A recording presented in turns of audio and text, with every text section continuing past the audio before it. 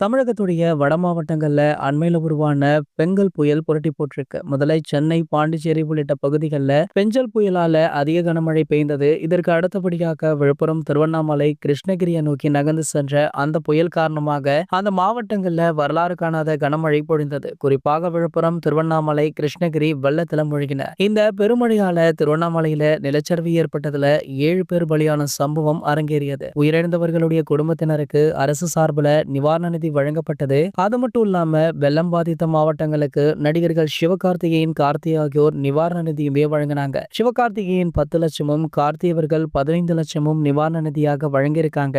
So இந்த நிலையில பாத்தீங்கன்னா ஜெய்ப்பூர்ல நடைபெற்று வரும் கூலி படத்துடைய ஷூட்டிங்ல கலந்து கொள்வதற்காக இன்று காலை சென்னை விமான நிலையம் வந்த சூப்பர் ஸ்டார் ரஜினிகாந்த் அவர்களிடம் திருவண்ணாமலையில பெய்த மழையால ஏற்பட்ட நிலச்சரிவுல சிக்கி 7 பேர் பலியானது பற்றி அவரிடம் கேள்வியுமே எழுப்பப்பட்டது. இதை கேட்டு ஷாக்கான ரஜினிகாந்த் அவர்கள் எப்போ அப்படின்னு கேட்டது மட்டும் இல்லாம அப்படி ஒரு சம்பவம் நடந்ததா தனக்கு தெரியாதது போல ஓ மை காட் அப்படின்னு சொல்லிவிட்டு அங்கிருந்து சென்று விட்டாரு. ரஜினிகாந்த் சாருடைய இந்த பதில் பாத்தீங்கன்னா கடும் விமர்சனத்துக்குள்ளாகி இருக்கு. நாட்டு நடப்பே தெரியாமல் இருக்கிறாரே அப்படின்னு பலருமே பேசிட்டு இருக்காங்க. சோ இது பற்றி மீண்டுமே அவரே வாய் திறந்தால் மட்டும்தான் தெரிய வரும் அப்படின்ற செய்தி தற்போது கிடைச்சிருக்கு. இது போன்ற செய்திகளை பத்தி நீங்க உடனே தெரிஞ்சுக்க நம்மளுடைய தலைவர் அப்படின்ற நம்ம சேனலை சப்ஸ்கிரைப் பண்ணிக்கோங்க.